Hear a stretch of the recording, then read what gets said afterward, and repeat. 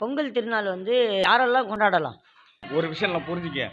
இந்த பொங்கல் திருநாள் என்ன தெரியுமா உங்களுக்கு? ம். திருநாள் ஒரு வார்த்தை இருக்கா தமிழ்ல? எஸ். திருநாள் ஆமா. அப்படின்னா தெரியுமா? ஜாதி மரம் வேட்பாட்டு ஓகே. எல்லாமே ம். நான் தமிழர்கள்லாம் ஒன்று கூடி கொண்டாடக்கூடிய ஃபங்க்ஷன் தான் பொங்கல். மதத்தினர் கொண்டாடலாமா? சிலர் கொண்டாடலாம். மதத்தினர் நாங்க எங்களுக்கு கிடையாது பொங்கல் அப்படின்னு சொல்றாங்க. அதை விட முட்டாள்தனம். இந்த பேச்சை அவங்க யூஸ் பண்ணக்கூடாது. இப்போ சொல்றீங்க, இப்போ இப்போ கிறிஸ்மஸ் தான் நீங்கள் கொண்டாடுறீங்க. ஆமா. புரிதல பக்ரீத் பண்ணு தான் இஸ்லாமியர் கொண்டாடுறாங்க. எஸ். இப்போ தமிழ் பண்டிகை ஏன் சொல்கிறேன் தெரியுமா? கஷ்டப்படுற ஒட்டுமொத்த விவசாயி, அந்த விவசாயி எல்லாரும் ஒன்று கூடி கொண்டாடக்கூடிய பண்டிகை தான் பொங்கல். பொங்கல் திருநாள் வந்து இயற்கைய பாதுகாக்கிறதுக்காக உருவாக்கப்பட்டதுன்றாங்க. கண்டிப்பா. என்னென்னலாம் இயற்கைக்குள்ள இவங்க வந்து கும்பிடணும் சாமியா?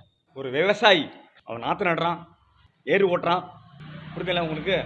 ஒட்டுமொத்த உடக்க நீ சாப்பிட்றீங்களா அரிசி, அது எங்கேருந்து வருது? ஒட்டுமொத்த விவசாயிக்கு ஒரே ஒரு திருக்குறள் அப்படின்னா வச்சுக்கோங்க, நல்லா புரிஞ்சுக்கங்க. ஒரு விவசாயில மட்டும்தான் பிடிக்கும். அது எங்கேருந்து வருது? ஒரு விவசாயி உழைக்கலைன்னா உங்கள் சோறு கிடைக்குமா? ஒருத்த மரம் ஏறலைன்னா உனக்கு எள்ளி கிடைக்குமா? சொல்லுங்க சார். கரெக்ட். சரி. கிடைக்காதுல்ல. எஸ். ஒருத்தன் இன்னைக்கு உலகம் ஃபுல்லாக உழைச்சாலும் சரி, ஆமா. ஆனால் அவன் மட்டும் கொண்டாடுறது ஒரே ஒரு ஃபங்க்ஷன் தெரியுமா? அதான் பொங்கல். வேற என்னெல்லாம் சொல்ல விரும்புறீங்க தோழர் பொதுமக்களுக்கு? அதாவது ஆல்ரெடி விவசாய பூமி நடந்துக்கிட்டே இருக்கு. என்னோட விவசாயம் காப்போம். என்னைக்கு சார் யாராக இருந்தாலும் சரி இந்த விவசாயத்தை காப்புங்க. இல்லைன்னா சோறு திங்க முடியாதுங்க. உண்மையை சொல்கிறேன், சோறு திங்க முடியாது. இப்போ நீங்கள் இந்த பேக் மாட்டிருக்கீங்க, நீங்கள் வந்து ஆஃபீஸுக்கு போயிட்டீங்க. என் அம்மான ஆத்தா யாரா அந்த பூமியில் காலை வச்சாதான் நீங்கள் சூத்தில் கை வைக்க முடியும். புரியுதுங்களா உங்களுக்கு? புரியுது தோழர், புரியுது. இந்த விவசாயம் இதை காப்பாற்றப்பட்ட மட்டும்தான் நம்ம சாப்பிட முடியுங்க. முதல்ல இந்த விவசாயத்துக்கு மொத்தமாக சேர்ந்து ஒரு நாள் வரும், அதான் திருநாள். அதுதான் பொங்கல் பண்டிகை. புரியுதா உங்களுக்கு?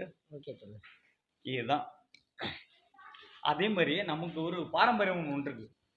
அந்த பாரம்பரியம் என்ன அப்படின்னு நினைச்சிங்க? ஜல்லிக்கட்டு.